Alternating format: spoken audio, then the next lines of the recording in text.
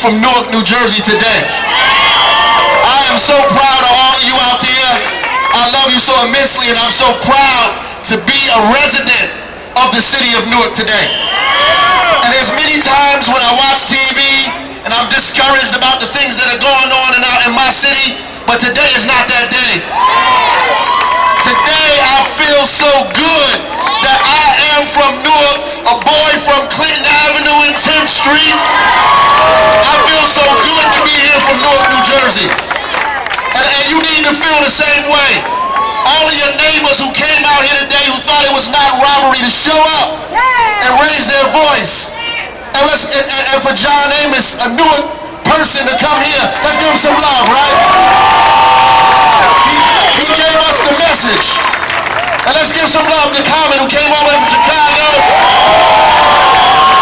Yes, we are so happy and so proud that they come here today. I want to thank all of the Clergy Alliance that showed up, that walked with us, that came out here today, that brought God out of the church and into the streets. We thank them for that. We absolutely love them for that. And let's thank all of our neighbors who walked from every ward, from the North Ward, from the East Ward, from the South Ward, from the West Ward, from the Central Ward. We need peace in our community. We need it now. No more silence. Stop the violence. No more silence. Stop the violence. No more silence. Stop the violence. No more silence. That means you gotta raise your voice. That means you got to speak up. That means you have to say something about what's going on. You can't be a bystander. It's not enough to be on Twitter and Instagram and Facebook cursing people out. You gotta get into the street. You can't just talk about it, you gotta be about it. And you can't blame everybody without blaming yourself. Because what have you done? How many kids have you talked to? How many people have you mentored? What kind of organization you belong to? How many schools you visited? How many after-school programs you're a part of? How many kids you feed in your community? How many times you walk past the guys on the corner and don't say anything to them? What are you doing? How many times you opened up your mouth besides in the comfort of your home or at your job on that Twitter moving your finger back and forth, blaming each other about what's going on in your city, but you haven't done a damn thing? Everybody has to have a responsibility. The mayor has a responsibility, yes. The police have a responsibility, yes. But so do our fathers. So do our mothers. So do our brothers. We all have a responsibility. The question is, are you living up to your responsibility? Are you doing what it is that you need to do? Somebody said that we shouldn't be marching. They were saying, no, I'm tired of marching. I'm glad they wasn't here in 1963. Everything we got, we done marched for. We done opened our mouths for, we done spoke for, we done put our fist up for. We march against all of these things. Today is the day we march against violence. We march against death. We say we are human beings. And we don't deserve, our children don't deserve to die on dirty sidewalks, on street corners with blood dribbling from their bodies, with their last breath hanging from their mouth. Our babies don't deserve to die at 13, 14 years old. Our kids shouldn't have rifles that were made in foreign lands available in their backyards. It's easier to get a Chinese-made rifle than it is to get a decent loaf of bread in this community. Our kids don't deserve to be raised in neighborhoods where gunshots are heard all day and all night. But we have to hide them in the back room and lay down on the floor like we in Iraq. Our babies deserve to be old men, old women, to have families that they raise, to be role models, and do like John Amos said, and be Supreme Court justices, and be surgeons and lawyers, and be mayors. When we say the children are the future, we got to be talking about our own children. We can't be talking about somebody else's children. When we say our children are the future, we got to talk about the child that's in your living room. The child that's in your kitchen, the child that you walk past on the corner every day. When you say that the city is going to the youth, you have to be talking about that boy with his pants down, walking in the street with a white tee on. You got to be talking about him. And if you ain't talking about him, then you're not talking about yourself. You got to be talking about all these young men you see on these corners that ain't at this rally today. So the question is, when we leave here, what are you going to do? Because we didn't come here just to make you feel good. We want you to feel good, but that's not all we came here for. When you go home, you got to be a part of an organization. You need to start a block association. If you don't have a block association, start one. If there is a block association, join it. We need you to be a part of the PTA. We need you to start a block watch. We need you to patrol your own neighborhood. We need you to take pictures of the things that's going on in your community. We need you to question the people on your block that don't live there. We need you to have after-school programs for your children. We need you to talk to your neighbors' children. And if you live on a block and don't know your neighbors, then that's a problem. You need to ring the bells of every neighbor on your block and introduce yourself.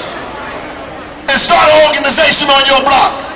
So the next time we have this rally, I can ask you, are you a part of an organization? Everybody in here can raise their hand. I'm afraid to do it now. I'm afraid to do it now. How many people here belong to an organization?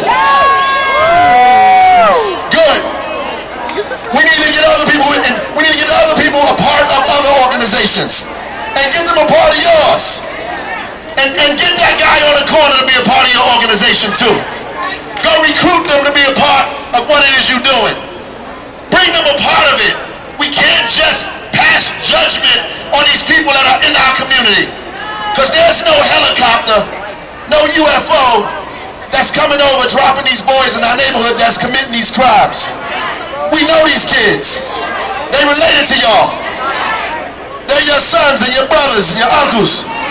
You know these babies. They related to us. We protect them even when they're wrong. You hide them in your basement.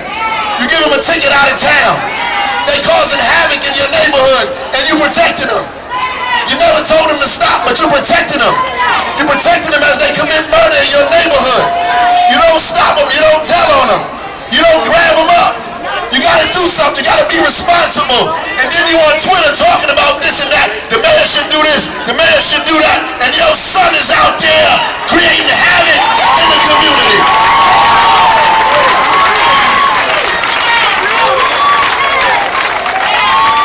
You need to say something to him.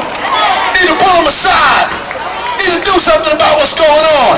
You need to have a rally in your own living room. Have a rally in your own kitchen. You need to have an Occupy My House rally. That's what you need. These kids are babies. They're 14 and 15 years old. They don't pay taxes. No. They don't vote. No. They don't cause what's going on in the city to go. They don't bring jobs to this community. They don't take them away. They don't determine who the superintendent of schools is. They don't even determine who the mayor is. How are they in charge of your community? How are they in charge of your house? How are they in charge of your block? How are they in charge of your street? You got to be in charge. You got to stand up straight. You got to stand up straight. Peace is power plus equality. You got to stand up straight. And if you believe in a God, show him up. Make him show up. Where is he? Make him show up. Let him live through you and control what's going on in your household and in this community. We need you to do that. That's your responsibility. Our kids are going to school high off of Percocets, off of prescription medicine. I'm telling you this. And people only take medicine when they sick. And they taking painkillers because they in pain. And we have not addressed their pain. The pain of hopelessness, the pain of poverty, the pain of unemployment, the pain of death, the pain of destruction in their community, the pain pain of powerlessness, the pain that they father in jail, the pain that their mother is struggling, the pain that they don't have no money in their pocket, the pain when they go to school, everybody talk about them because they don't have no clothes to wear for 5 days a week, the pain of not having any food in the house when they get home. Those kind of pains, their older brother in jail kind of pain. The kind of pain that they can't read and they 17 years old kind of pain. The kind of pain that they just got out of jail and they can't get a job kind of pain. And they don't got a license kind of pain. And their daughter don't even respect them pain. That's the pain that they got. The pain that God made them a man and they don't know how to be one. That kind of pain. That kind of pain is ripping our babies apart. And instead of talking to us, they're going to get Percocets. They popping pills at 15. They drinking cough syrup at 16. They wandering around listening to music that's telling them to kill each other, telling them to murder themselves. They taking codeine and then get a gun on their hip. They listen to songs that say God murder, murder, murder, and then they commit murder. And then we want to know why this is happening. Did you see this young boy who got up here and rapped those lyrics that Common wrote? That's the kind of music we need.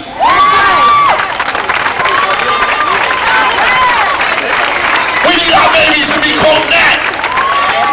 We need them to quote that at 8. We need them to quote that at 9, 10. We want them to say at 10 years old, I am beautiful on purpose. I am outstanding. We need them to say, I am beautiful on purpose. And God made me strong. We want them to sing a song about that, not songs about I got high last night. I'm going to shoot the dude on the corner. They can't memorize that at 10. If your babies is listening to that, turn the damn radio off. Turn it off.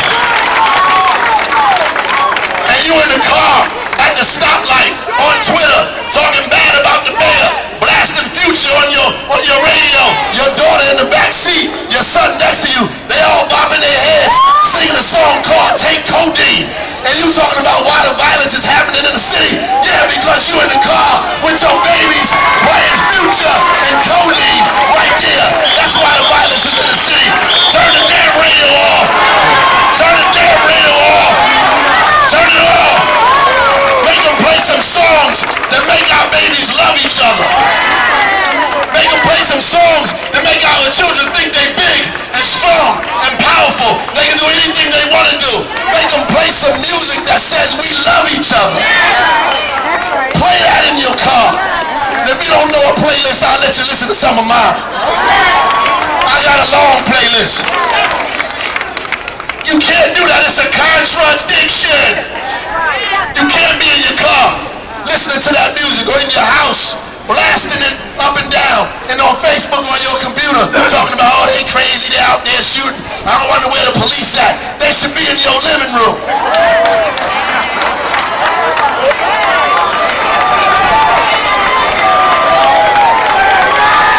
We gotta take some responsibility. Culture is a weapon. Culture is a weapon. Culture is a weapon that can either use before us or against us. Our culture is our weapon. It kept us. It moved us. From slave shouts to gospel. From jazz to the blues. It kept us. Our culture is a weapon. It can either help us move forward or push us backward.